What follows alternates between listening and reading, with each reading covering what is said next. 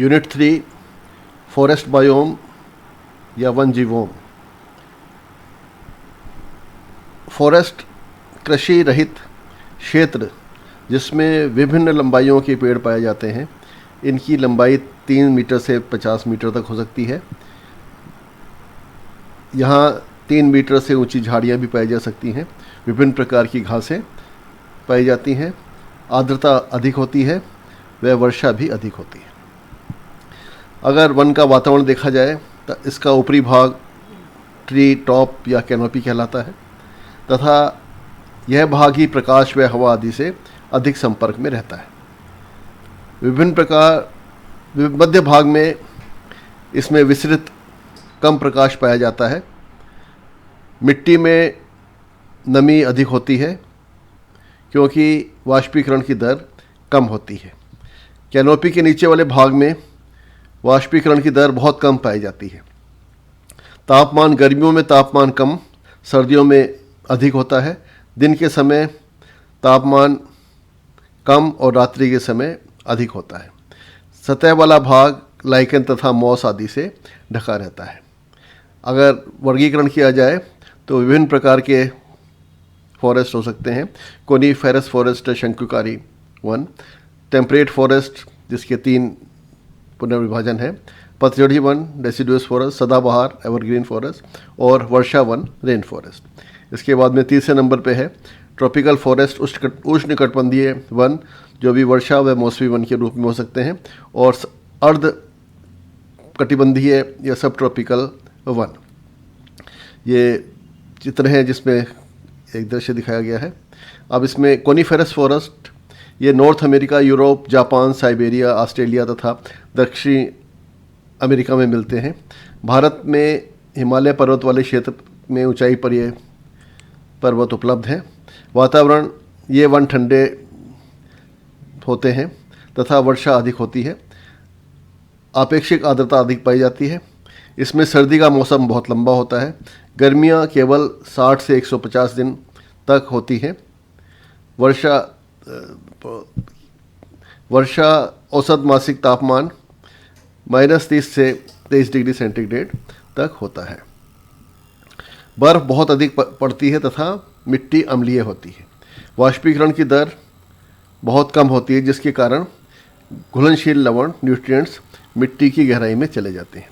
Plants में अगर देखा जाए तो पाइन, बाल्सम, लार्क, स्पर्सू, रेडवुड, देवदार, टेक्सस आदि हैं। झाड़ियों में ब्लूबेरी तथा मॉस लाइकन अधिकता में इस क्षेत्र के अंदर पाए जाते हैं। जहाँ तक जंतुओं का सवाल है, लाइमेक्स बियर, भेड़िए, लाल लोमड़ी, गिलहरी, पोर्क्यूपाइन, मोल, खरगोश, स्नो लेपर्ड, हंगल, एम्फीबियंस तथा हाइला आदि ट्री फ्रॉग पेड़ पर पाए जाते हैं। पक्षी में ग्रूज, ऑउल, पिजन, चील, क्रॉसबिल, यूरोशिया ट्री, क्रीपर, कटपोड़, टी पिपट तथा अर्ल उल्लू इसके अंदर पाए जाते हैं। इन्वर्टिब्रेट में इंसेक्ट मुख्य रूप से हैं जिसमें वास्प, बीटल्स अधिक संख्या में पाए जाते हैं। इसके अलावा घोंगे व एनिलिड्स व मिलीपिड्स भी पाए जाते हैं। दूसरा है टेम्परेट फॉरेस्ट, शीतोष्ण ठंडे वन। इनके 3 भाग हैं, सीजनल, एवरग्रीन व रेन फॉरेस्ट। मौसम परिवर्तन पाया जाता है तथा क्लाइमेट मध्यम प्रकार का होता है। टेम्परेट सीजन को यदि वितरण देखा जाए तो North America, West Europe, East Asia, इसके अतिरिक्त चिली तथा ऑस्ट्रेलिया में भी पाए जाते हैं। जहाँ तक वातावरण का सवाल है, ये जंगल गर्म होते हैं, टेम्परेचर 20 से 27 डिग्री सेंटीग्रेड तक। जाड़ों के अंदर -12 डिग्री सेंटीग्रेड तक हो जाता है, बर्फ़ पड़ती है। रेनफॉल 30 से 50 इंचेस पर ईयर होता है। वर्ष में गर्मियाँ, सर्दियाँ, बरसात व वसंत के मौसम पाए जाते हैं। पेड़ बड़े आकार के बड़ी पत्तियों वाले होते हैं। पेड़ की लंबाई 40 से 60 मीटर तक हो सकती है। कैनोपी गर्मियों में अधिक घनी होती है जबकि सर्दियों में पत्तियां गिर जाने से ये कैनोपी समाप्त हो जाती है। प्लांट्स का यहाँ तक सवाल है। Tree pine, cotton would, base would, canopy के नीचे हर्ब शर्ब काफ़ी विकसित होते हैं। इसमें एपीफाइट्स, मॉसेस और लाइकन्स तल वाले भाग पर पाए जाते हैं। जहाँ तक जंतुओं का सवाल है, मैमल्स में squirrels, bears, fox, pig, wolfs, shrew, goats and wild cats आदि पाई जाती हैं। इनवर्टिब्रेट में अर्थवर्म, मिलीपीड्स, इंसेक्ट तथा स्पाइडर। बर्ड्स के अंदर owl, woodpeckers, hawks etcetera. और रेप्टाइल्स के अंदर रटल स्नेक और टर्टल्स। एम्फीबियंस में सैलमेंडर तथा फ्रॉग बहुतायत में पाए जाते हैं। टेम्परेट एवरग्रीन फॉरेस्ट की अगर बात करें तो ये North America, Australia, South coast में पाया जाता है। क्लाइमेट इसमें पेड़ अनुपस्थित होते हैं। शरब 3 से 4 मीटर लंबी होती हैं। गर्मियों का सीज़न सूखा होता है और जाड़ों का सीज़न ठंडा व नम होता है।